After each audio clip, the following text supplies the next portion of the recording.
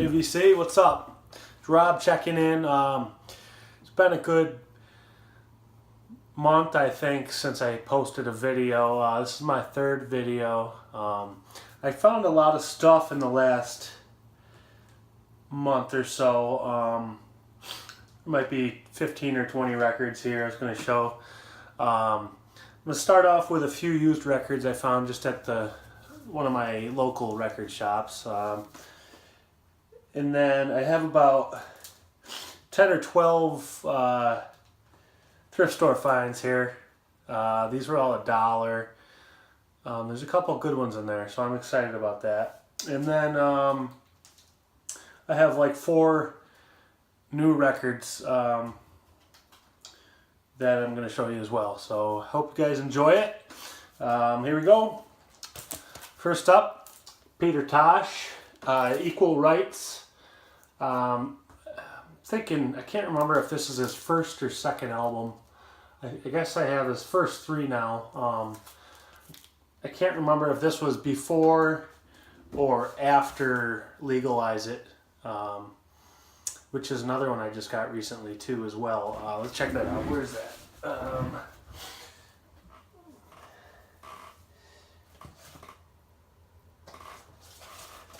I don't think I showed this one in my last video either. This was another dollar bin one. Awesome cover. This is a great album as well. Love all the weed plants on the cover. Peter Tosh, of course, of Whalers fame. It's good stuff.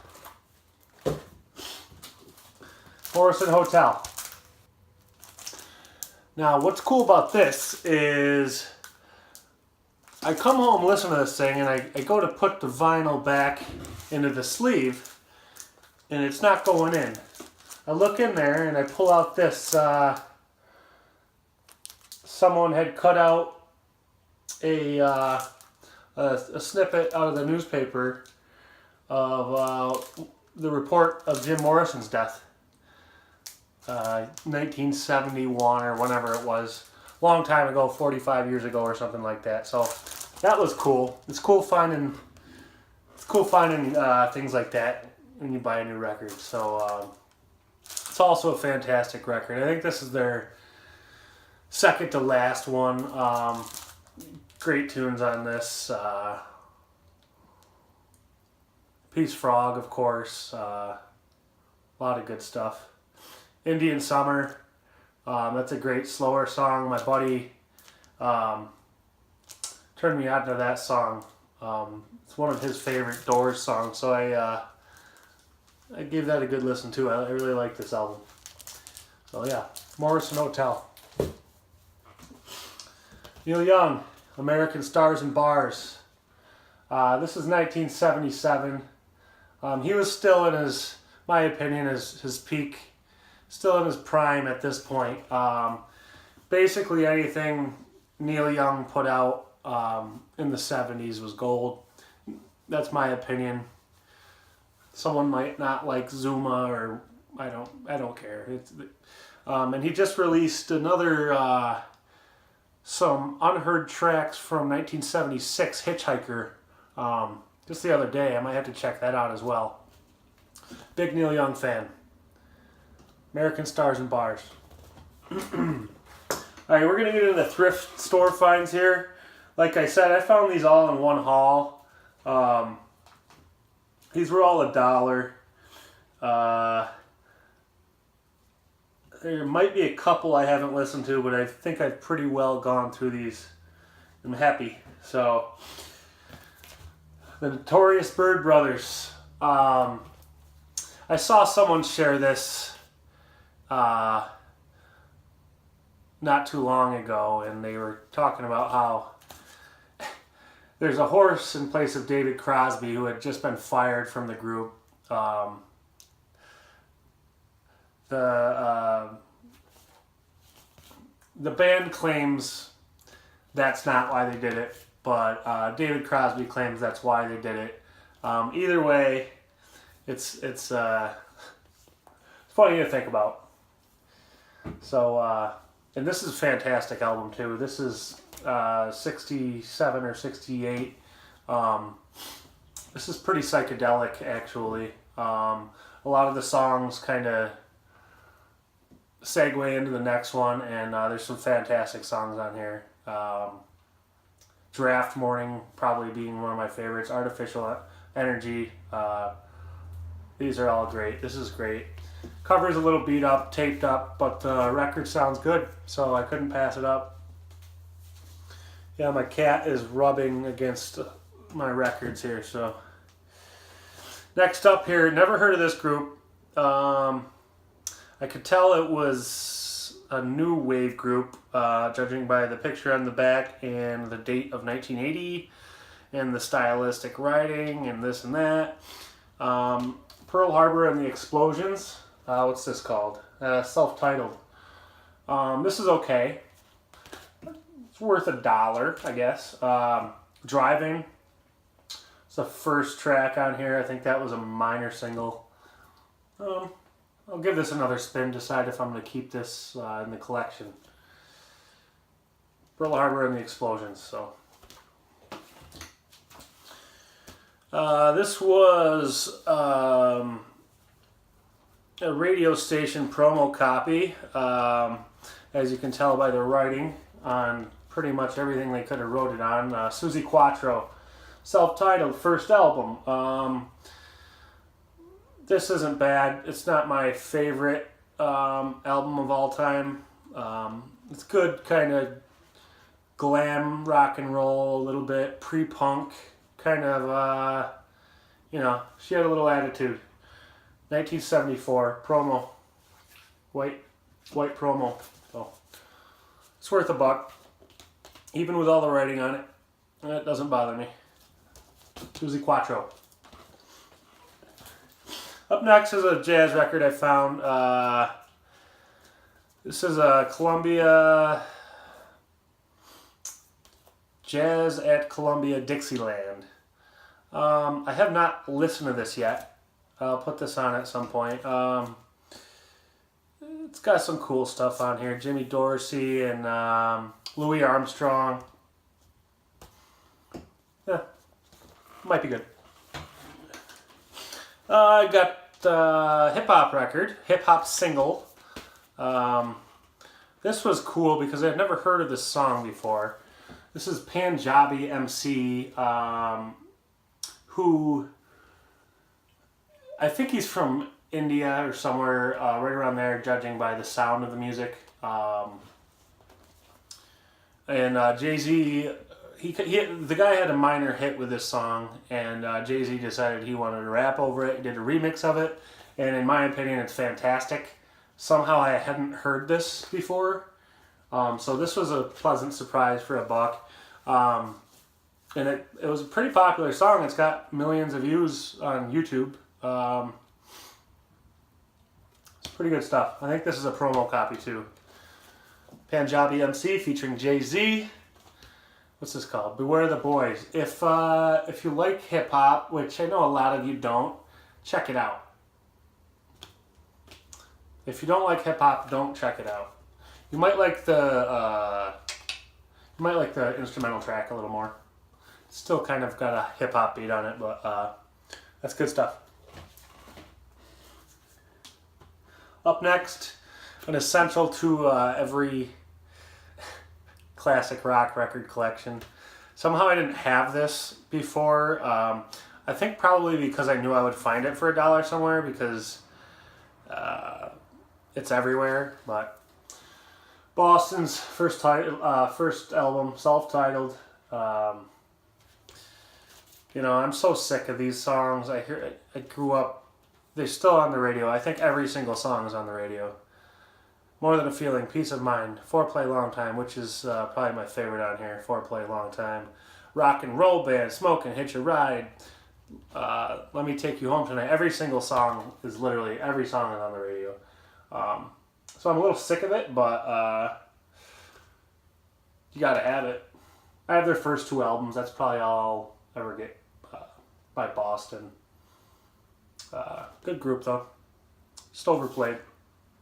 Essential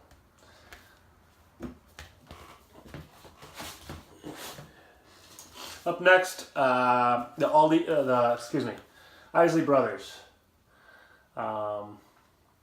What's this called? The Heat Is On, or yeah, The Heat Is On, featuring the hit "Fight the Power." Isley Brothers, of course, funk soul band, 70s. This is on T-Neck Records, 1975. Yeah, this is pretty good stuff. Gotta have little Isley Brothers. Look how cool they are. Cooler than me.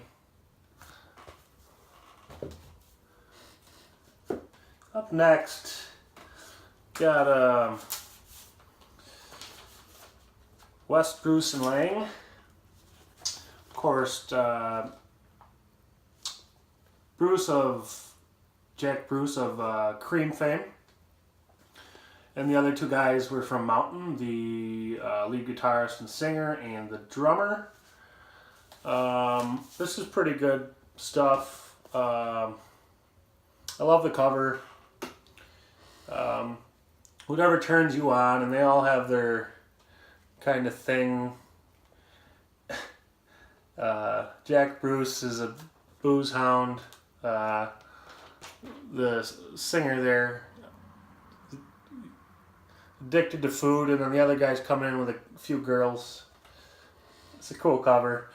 What was cool about this is when I grabbed this, I must have thought it was a double album because there was two records in here, and I just quickly looked at them to make sure they were in listenable shape, and they are.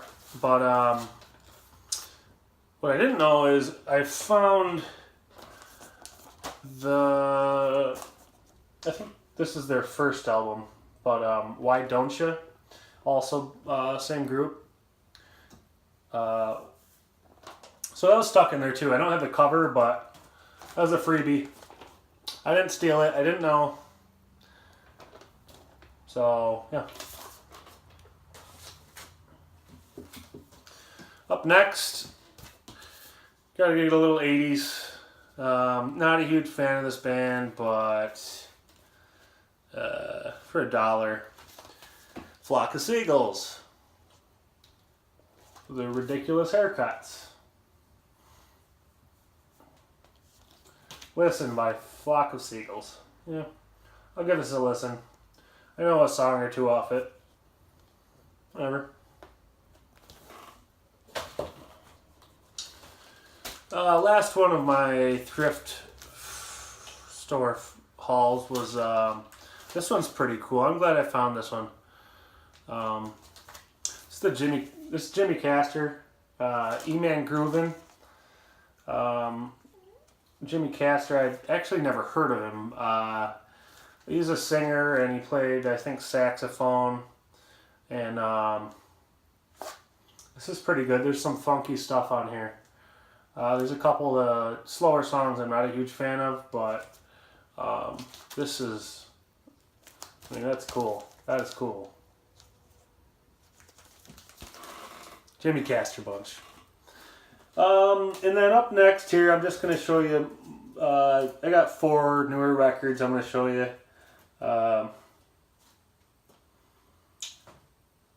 Yeah. This is a newer rock band. One of my favorites. This is I think this is their 3rd full-length album. This is The War on Drugs. A Deeper Understanding. This is wonderful music. This is great for playing in your car. Kind of longer songs, guitar-driven, kind of spacey rock, but he's got this like Heartland sound to it too. A little Springsteen in there, maybe a little Tom Petty. He definitely influenced by some classic rock stuff, but he's got a modern touch on it. This is fantastic. I recommend this. War on Drugs. This is a new used record, I guess. Had to grab this one because David Byrne's one of my favorites. David Byrne and St. Vincent, love this giant. David Byrne, of course, of Talking Heads fame. and in my opinion, a pretty decent solo career as well. St. Vincent, of course, well, she's a solo artist, but she's a singer and guitar player. She rocks as well. This is a pretty cool album. Lots of horns on it. A bit weird, as to be expected by these two, but the price was right on this. It's good stuff. Lust for Life, Iggy Pop. I had to grab this, a reissue of this, because everywhere I look, if it's on Discogs or if I see it at the record store, it's too expensive for an original pressing. $30 or more. I don't understand. It's his most. I think it's probably his most sold album too. So I don't understand that. But this is a 2000 reissue. Sounds really good. Classic album. This was recorded in Berlin with David Bowie. Bowie actually co-wrote several of the songs on this. This is 1977, I think. So this is right about the time where Bowie was also out. Bowie was working in Berlin, working on. Once he had got sober, along with Iggy Pop, they kind of went out there. Bowie was working with Brian Eno, and he put out 3 fantastic records known as the Berlin Trilogy, Low, Lodger, and Heroes. So that was a pretty inspired time for Bowie, and definitely for Iggy Pop as well. The last one I'm going to show is Smashing Pumpkins. This is their first album, Gish. This is pretty cool. Changed the cover a little bit. I like this one a lot. I'm not a huge Smashing Pumpkins fan, but their first 2 albums are great. Some great songs on this too. Siva, Rhinoceros. So yeah, the first 2 Smashing Pumpkins albums I'm a big fan of. I just remembered there is one more record I had got, a newer one, that I haven't showed on here. Audio Slave. Chris Cornell, of course, along with the members of Rage Against the Machine. This popped out in 2002. I've listened to this so many times on CD. And this is a reissue. They just put this out. Maybe it had happened to come out right after Chris Cornell died. Very sad. He's one of my favorite rock vocalists. He had some pipes on him. And this is a great album. So, yeah. Audio Slave. That's going to do it for me. Till next time. Thanks for watching. If you like it, subscribe. I'll see you next time, guys.